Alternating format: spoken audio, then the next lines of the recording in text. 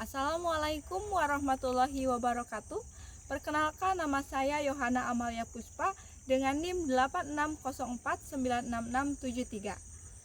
Saya adalah mahasiswa Universitas Terbuka jurusan PGSD. Pada kesempatan kali ini, saya akan menyampaikan materi tentang pertumbuhan, perkembangan, dan perkembangbiakan pada makhluk hidup. Pertumbuhan adalah proses bertambahnya ukuran pada makhluk hidup seperti tinggi, panjang, atau berat.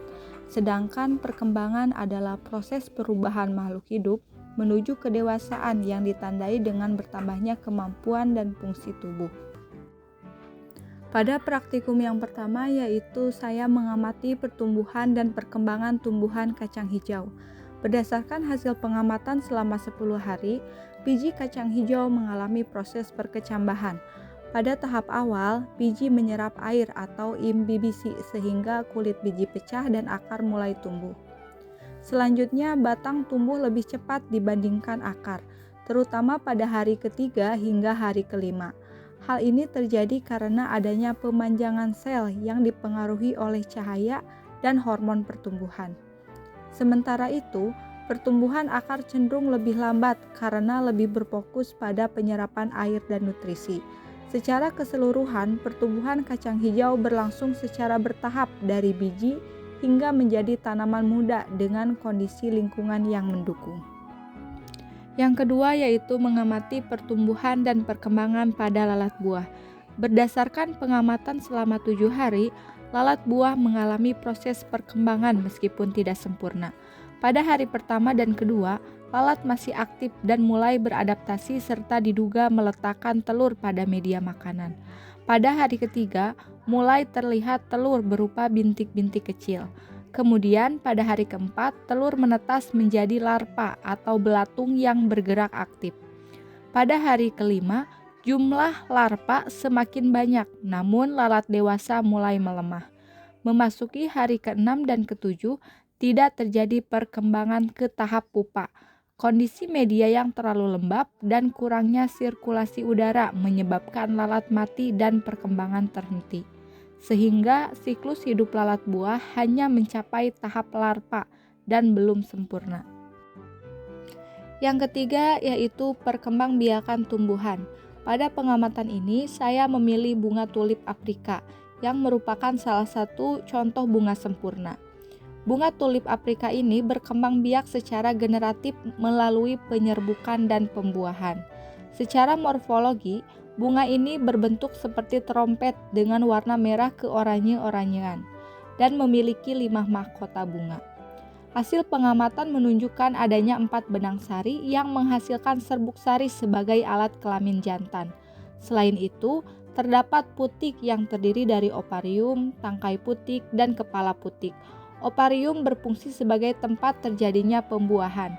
Hal ini menunjukkan bahwa struktur bunga memiliki peran penting dalam proses reproduksi tumbuhan. Yang keempat yaitu perkembangan vegetatif alami.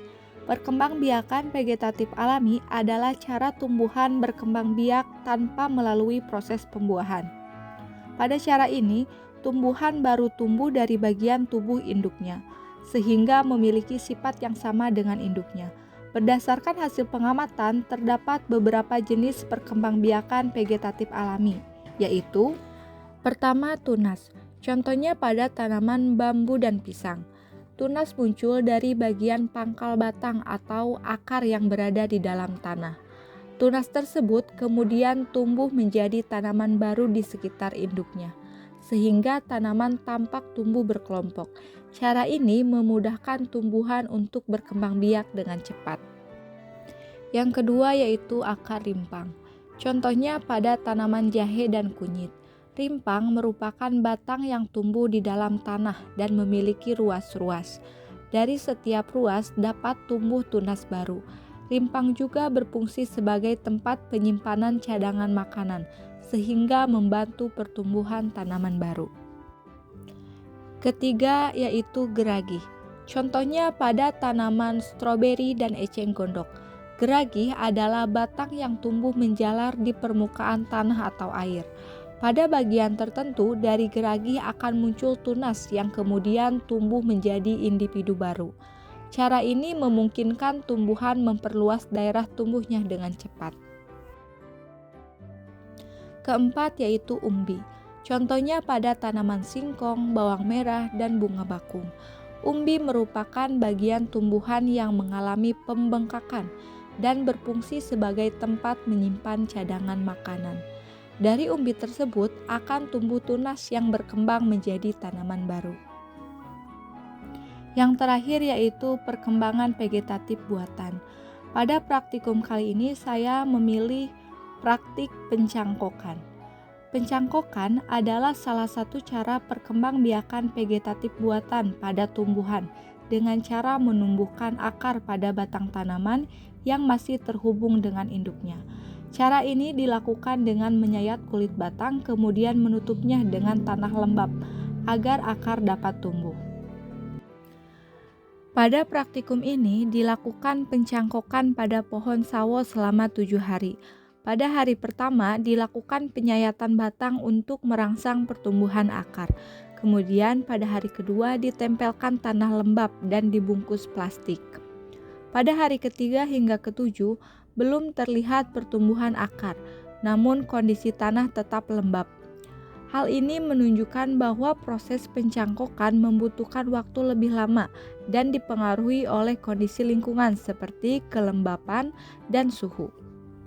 Dari hasil praktikum ini dapat disimpulkan bahwa pertumbuhan dan perkembangan makhluk hidup berlangsung secara bertahap dan dipengaruhi oleh faktor lingkungan. Selain itu, makhluk hidup juga memiliki berbagai cara berkembang biak, baik secara generatif maupun vegetatif. Sekian pemaparan materi dari saya. Wassalamualaikum warahmatullahi wabarakatuh.